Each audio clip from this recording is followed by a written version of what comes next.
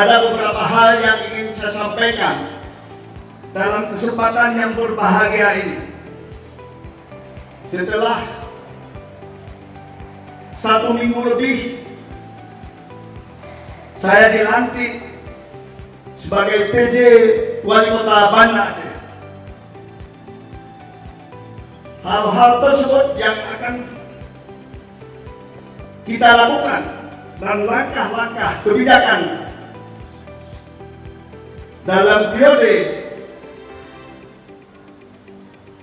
Agustus ini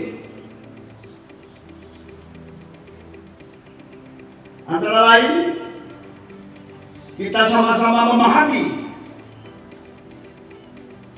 saat ini kita mengemban tugas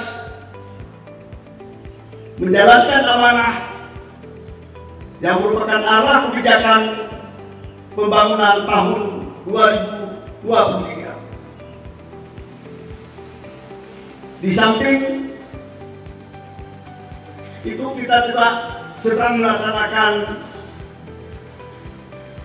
program pada tahun 2022 ini. Arah kebijakan itu berupa penguatan penegakan syariat Islam,